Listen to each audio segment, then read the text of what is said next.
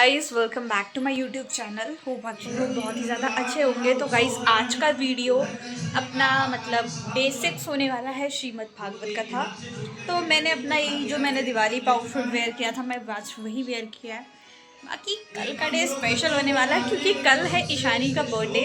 तो आपका बिना टाइम वेस्ट करते हुए मैं आप लोगों को फटाक से नीचे लेके जाती हूँ, लेकिन उससे पहले मैं अपना ट्राईपॉड ढूंढ लेती हूँ क्योंकि मैंने मॉर्निंग में विमल को दिया था ट्राईपॉड।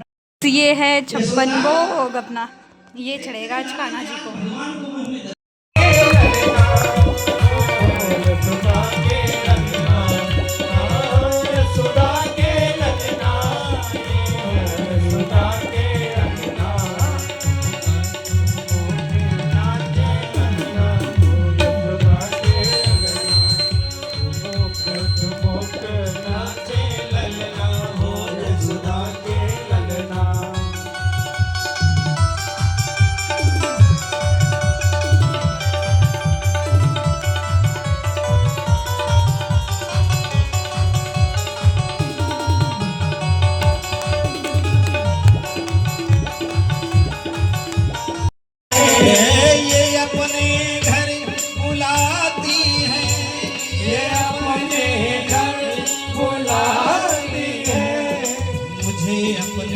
बुलाती है अगर इनकार करता हूँ, अगर इनकार करता हूँ, शिकायत लेके आती है, शिकायत लेके आती है, लेके आती है मेरी।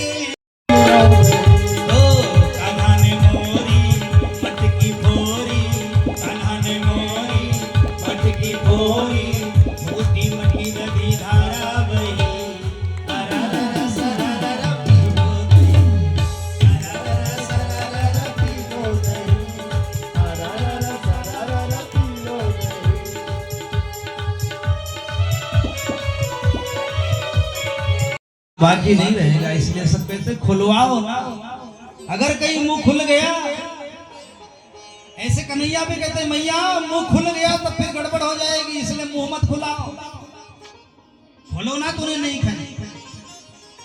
जाए के जसोदा जी से काहू ने जनाए दीनो, माटी खात देखे वो भाई तेरो री नंदन में। मैया दौड़ करके आई, जैसे साटी उठाया, मरे डर के कन्हैया ने कहा मुंह खोल दे रहा हूं, देख लो। सुनत रिसाए धाये सुत मुख खोली देखो, एक ब्रह्म दोनों भेद तीनों देव तन में। ब्रह्मा विष्णु महेश भगवान के मुंह, चारों वेद पांचों भूत छहो ऋतु सातों ऋषि, आठों बसु नवो ग्रह दसहु दिशन में। 11 महेशियों दिनेश बरहो बिलोकी, 11 रुद्र और 12 सूर्य, 13 रतन लोक 14 बदन में।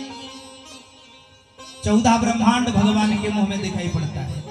स्वर्ग पताल धरणी बन बागा, सुर नर असुर विपुल खगनागा।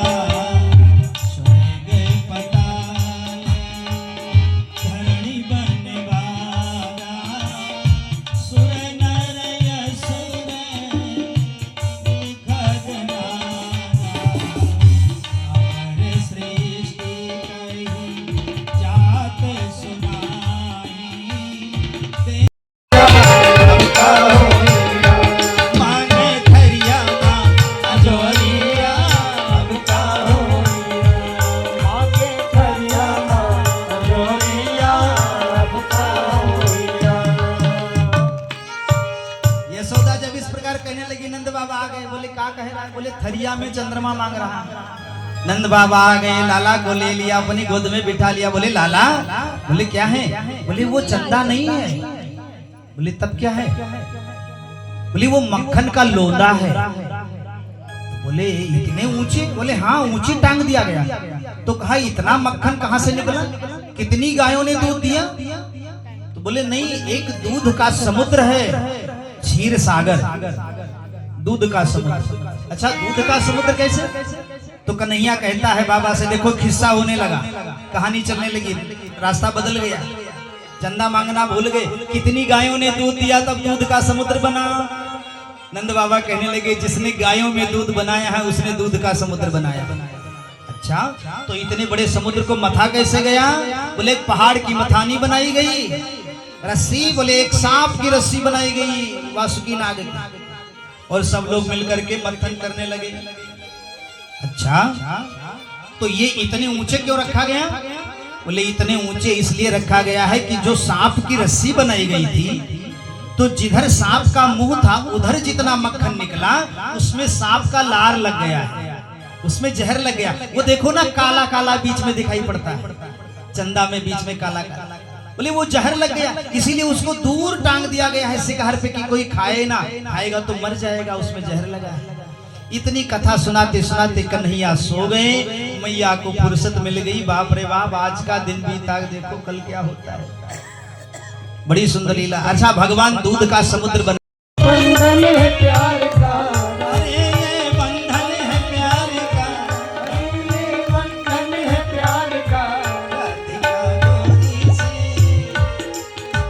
चोरी से, मैया करा दे मेरा प्यार।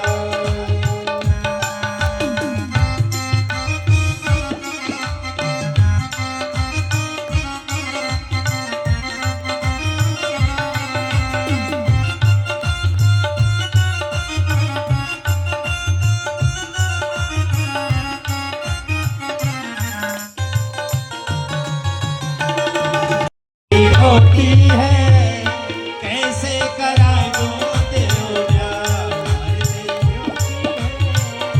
नजर की खोटी है, कैसे करा दूं तेरा प्यार।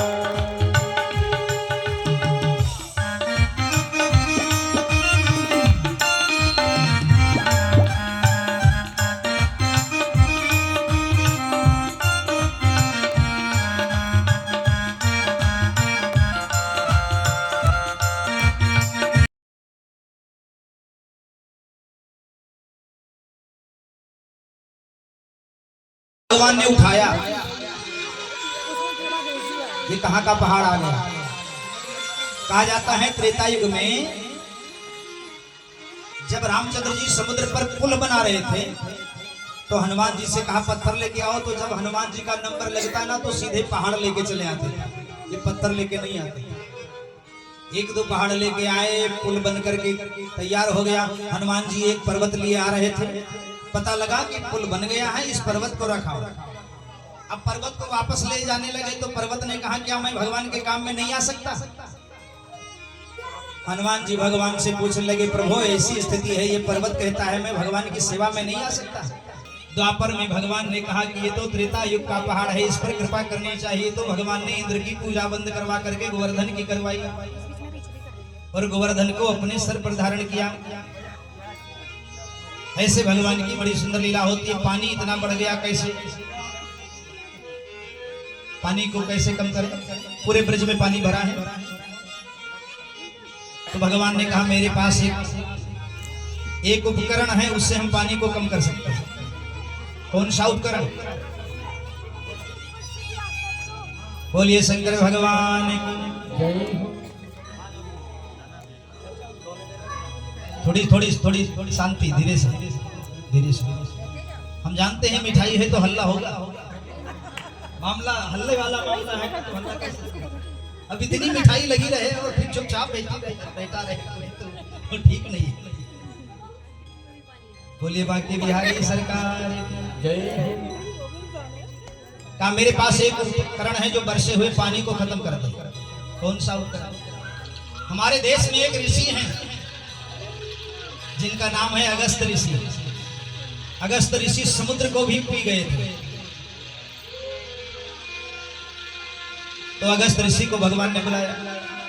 एक बार त्रेता युग में सीता जी ने कहा किसी ब्राह्मण को भोजन कराना चाहती हूँ महाराज, जो ज्यादा खाता हो उसको बुलाइए। ब्राह्मण लोग आते हैं तनिक सा खाते ही चले जाते हैं, मेरा मन नहीं भरता, खूब खाने वाला बुलाइए। भगवान ने कहा कि क्या ज्यादा खिलाना चाहती? बोले हाँ। अगस्त ऋषि को बुला लिया, आ जाओ महाराज। मेरे घर भोजन करो, सीता जी का निमंत्रण स्वीकार करो। अगस्त जी आ गए। राम जी ने अगस्त जी को इशारा कर दिया, थोड़ा ठीक से खाना, क्योंकि इनकी इच्छा है खिलाना, तो खिला करके इनकी इच्छा तृप्त हो जाए, थोड़ा खा के ना उठ जाना। वो कला दिखा देना जो समुद्र पिया था। अगस्त जी ने कहा ठीक है, बैठ गए। अखंड भोजन, अखंड भोजन, तनिक सा देर नहीं होता है, एक कड़ी के लिए उठते भी नहीं। अब सीता जी रसोई में जाती, बनाती और परोसती, और जैसे अगस्त जी के पास आता, थोड़ी देर में सब खत्म, फिर जाती बना के लाती, सब खत्म, फिर बना के लाती, सब खत्म।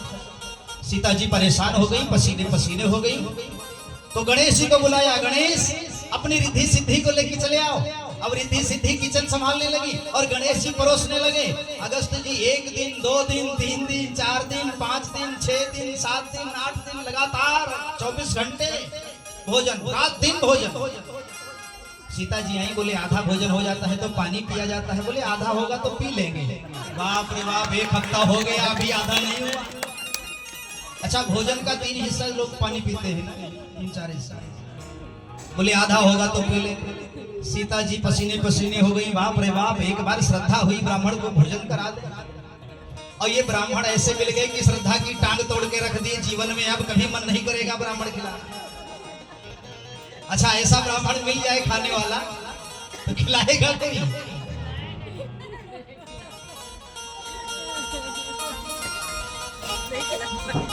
कोई नहीं खिलाएगा। सीता जी ने कहा कैसे ब्राह्मण, लेकिन अब राम जी से कैसे कहें? राम जी ने कहा खूब इच्छा भर के खिला दो, फिर मत कहना। ठीक है। अब राम जी आए देखने की यहाँ की स्थिति क्या है। सीता जी पसीने पसीने हैं, झट से दौड़ती हैं, परोसती हैं, दौड़ती हैं। राम जी ने देखा स्थिति बड़ी गड़बड़ है। अगस्त जी से कहा, अगस्त जी ने कहा रुक गए। राम जी आ गए। राम जी ने कहा महाराज अब पानी पीने का नंबर है। कहा जो 1 हफ्ते भोजन करेगा वो 3 हफ्ते लगातार पानी पिएगा, तब तो पूरा होगा। 3 गुना पानी पीता। एक काम करो महाराज, ये भोजन कर लो त्रेता युग में, और पानी को उधार कर दो, हम द्वापर में दूसरा अवतार लेंगे पानी पिलाने के लिए। दूसरा अवतार लेना पड़ेगा। आज द्वापर में कन्हैया अगस्त ऋषि को बुला रहे हैं, महाराज आ जाओ। वो त्रेता युग में भोजन कराया था, पानी बाकी है, ब्रिज में बहुत पानी है, इंद्र ने बरसाया, पी जाओ। अगस्त जी ने जैसे ही अंजलि लगाई, सारा पानी सूख गए, ब्रिज सूख गया। अच्छा, ऐसे अगस्त एक कहानी और बड़ी सुंदर है, आजकल की थोड़ी। अब अभी तो कथा में हंसे हो, थोड़ा संसार में हंस लो। अंग्रेजों का शासन हुआ हमारे देश में। धीरे धीरे लड़ते लड़ते लड़ते लड़ते अंग्रेजों को भगाया गया।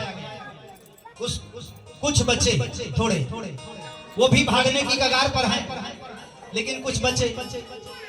तब तक ये हुआ कि 15 अगस्त की तैयारी होने लगी। जब सब भाग गए अंग्रेज तो बोले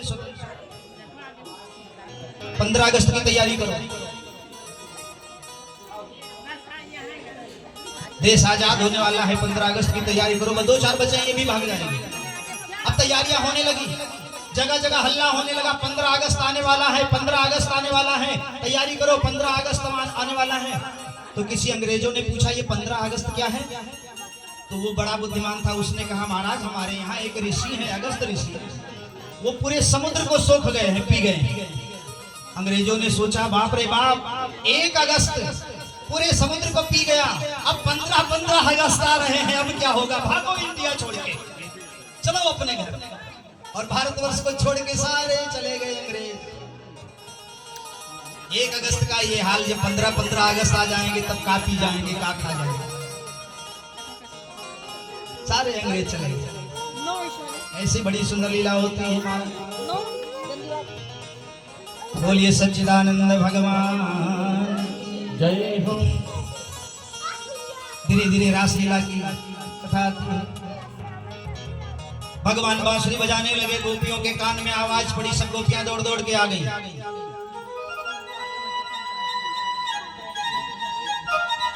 जैसे ही बांसुरी बजती है तो ये गृहस्थ में बहुत कार्य होता है। गृहस्थाश्रम में कर्म जो है अनेकों, चली छाड़े कई कार्य कीन हो नए को। और गोकुल में तो दूध दही का काम है।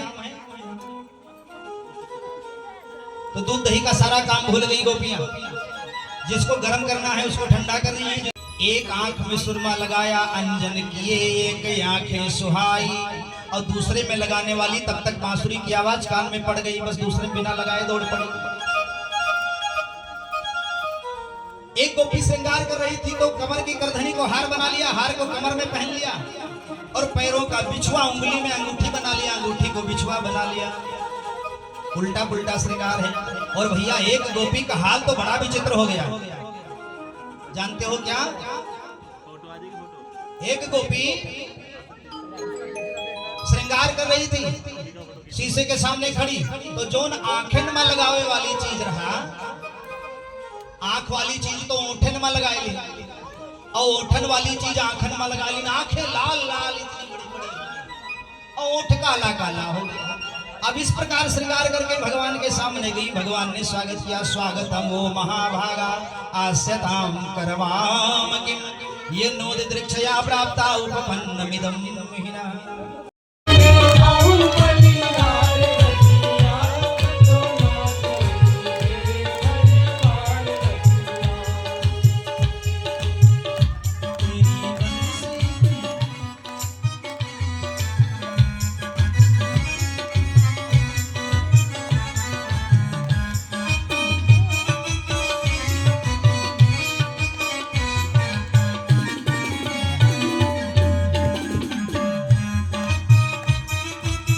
पाणिम विचरंत वासु, जैसे तलवार लेके दौड़ा, गोविंद ने एक छलांग लगाई, सिंहासन पर चढ़ गए। कंस के मुक्के से ऐसा प्रहार किया कि कंस के प्राण निकल गए। कंस को मार दिया। तो कंस की दो पत्नी है, अस्ति और प्राप्ति। अस्ति माने है और प्राप्ति माने पाना है। कंस है लोभ, और लोभ की दो पत्नी है, जो है नहीं है उसको भी पाना है। ये जरासंध की बिटिया है। जरासंध मगध बिहार का राजा, जरासंध की बिटिया जाकर के अपने बाप से बताया कि कंस का तो उद्धार हो गया। और गोपियों का बड़ा सुंदर संवाद, बड़ा दिव्य संवाद है, बड़ी सुंदर कथा है। तो कल उद्धव और गोपी का संवाद होगा, और उसके बाद कृष्ण और रुक्मिणी का विवाह होगा, बड़े धूमधाम से विवाह।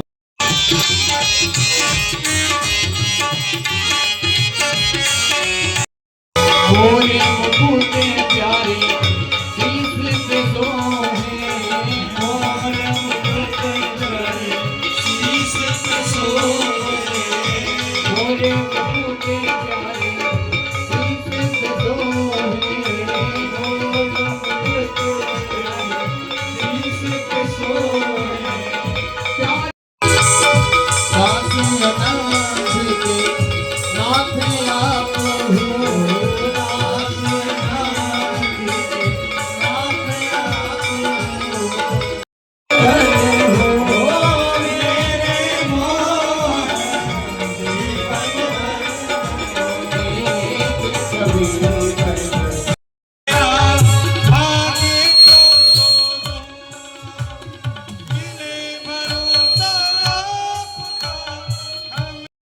भद्राणि पश्यन्तु मा कश्चित् दुःखभाग् भवेत्। हरि ओम शांति शांति। कृपया करके जरूर आए। बताइए आज आपने क्या बनाया है खाने में? ये देखिए कढ़ी और जैसे कि पता है 56 भोग तो आज बने था। और ये देखिए ये है चावल, ये पुलाव आ गया अपना, ये थोड़ा वो सब इग्नोर करना। और ये है सेमिया। ये सेमिया बनी है, ये तो दूध रखा था।